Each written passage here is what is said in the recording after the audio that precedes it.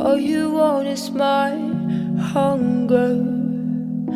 All you need is my pain. Nothing in between. On a cold November night, I met my Mrs. Right. My feelings come to life again. My feelings come to life. I didn't care. I just saw her standing near. Made my feelings come to life again. She's my Mrs. Right. My one and only one. My one and only. Hello, my darling Fumination. How are you? How are we?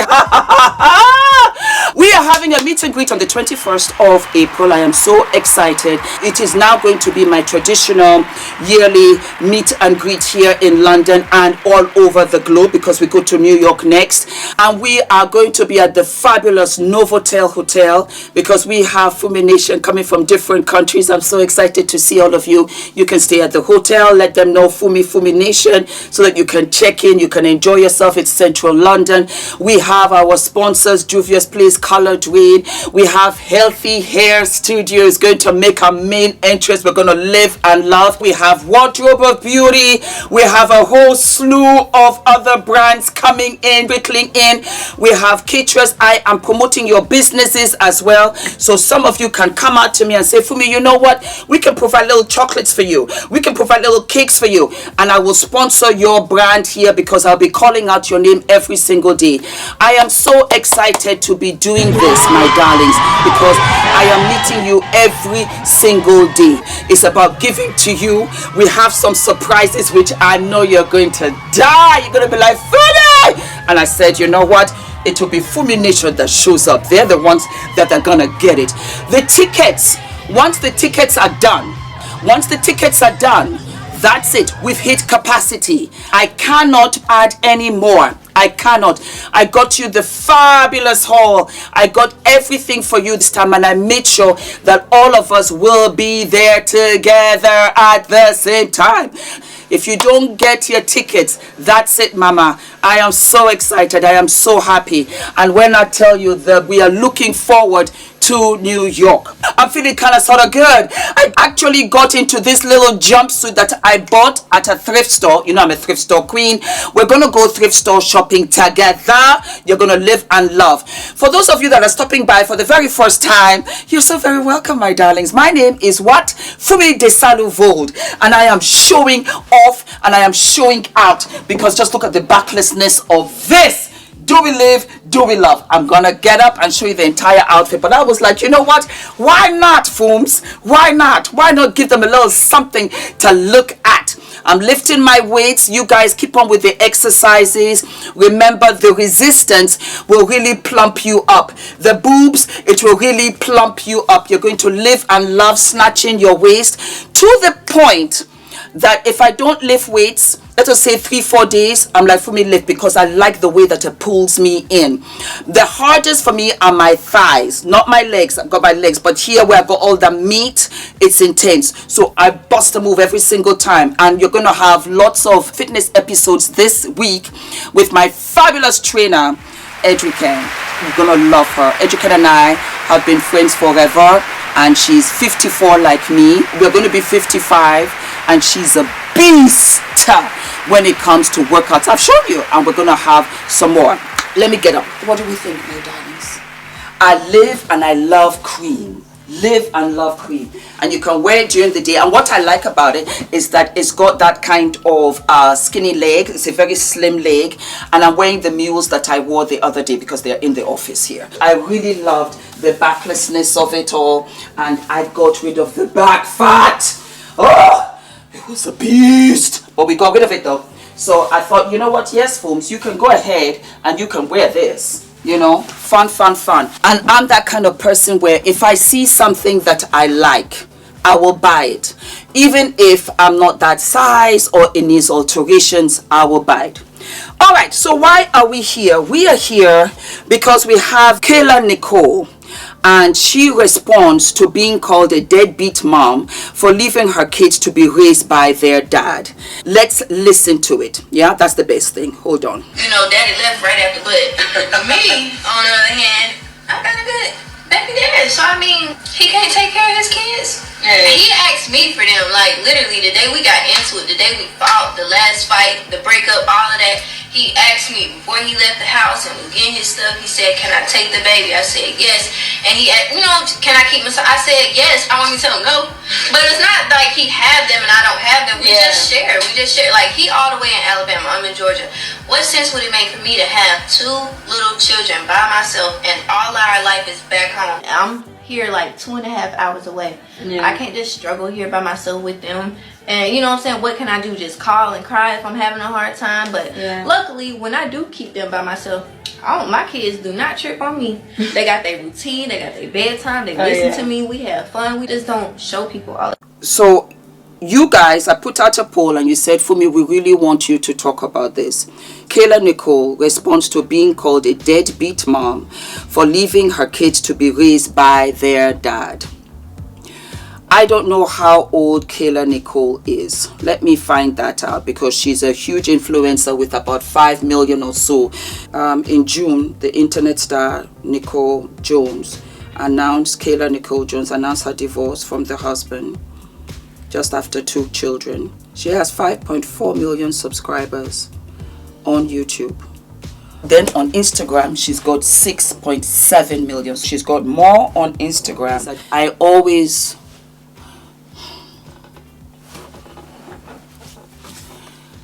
I think for some women, not all,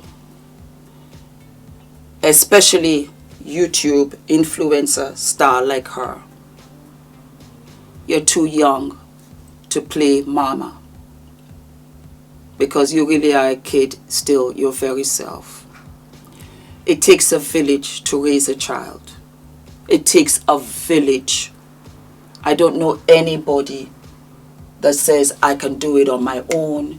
I work full time, because she's an influencer. She's working all the time. She's creating content. This is how she earns her living. It's not the traditional 9 to 5. Hers is different. Even I have 2 nannies, and I have 5 nannies on standby in case either or the 2 can't show up or can't make it, because I have to work, because Ula works full time and he travels. So how are you going to do it, mama? Because like she said, family, they're not around. And if you have young mom where the frontal lobe develops at 25 and she's had 2 children back to back, that can be a lot. It can be a lot with also the partner. Perhaps they were quarreling a lot because it's time for you to take the children. Why do I have to do it? Nobody is ready. That's the point. Nobody is ready. It's very unfair to women. It is so unfair. Why? Because we have a biological clock. And so back in the day, Kayla is actually ripe and ready and should have children. This is the best time for you to have children, when you are young, you have all your eggs and all of that. But you're not that mature. But when you do become mature in your 30s, in your 40s, unfortunately, your biological clock is ticking and it becomes harder to get pregnant. And you might even need assistance to have your children. It gets harder for you to have a relationship because you know who you are. You know who you are and you know what you can't tolerate. It's the biological clock for a woman her entire life. A man can have children in his 80s. They can continue to have children, all that they want. So this father, young father, has said, I will take them. And she said, okay. They were not getting along, but it did not extend to the children. I think that if you are not mentally stable and you cannot trust yourself around children, I really applaud you if you give up your children and don't put any harm to the children. That's not this case. I think that they're able to co-parent. Like she rightly said, he has them. He's out there in Alabama. She's in Georgia, 2.5 hours away. She needs a support system, 110%. If I was there, I would help her. I'd be like, you know, give me the babies. There's a young girl, young girl, and she has twin boys, beautiful. They go to school with Adrian. One day I saw her, and she was struggling. I was at home that day. Well, she knows me enough. And I said, give me the babies. And they were here. They were played with Adrian's toys. I even gave them because Adrian has outgrown them and everything. Because I could tell that she needed a break. Because I could tell that she doesn't have much of a support system. Because I could tell that, for me, you have to be a mother to her in order for her to mother her kids. It's not easy. It's a step and repeat. I had Adrian when I was 49. And we were very stable. And I only have but one child. And we've been able to find a routine and a system. I don't think we should condemn her because she said nothing wrong. They're with the father. And I don't think that she would easily let her children be with the father if she felt that the father was not capable of taking care of the children. That way, it's evened out. And everybody gets some breathing space. It's not easy. When Ula is traveling, I'm here with Adrian and I've got to juggle a whole bunch of things. And I make sure I never travel far. So that if the school calls me for whatever reason, he bumped his head or something like that, I'm there. But I have a nanny in the house. And when he's in school, she's here cleaning, cooking, doing all kinds of things. My little support. And when Adrian comes back, she helps me give him his bath, feed, we laugh, we talk, plop him in bed, read all of the bedtime stories till the following morning. I lock all of the doors. I lock the door to the stairs, top and bottom. And I lock my door. And I air out, with the window so we have fresh air. And I'm there with my baby. Let me tell you a story.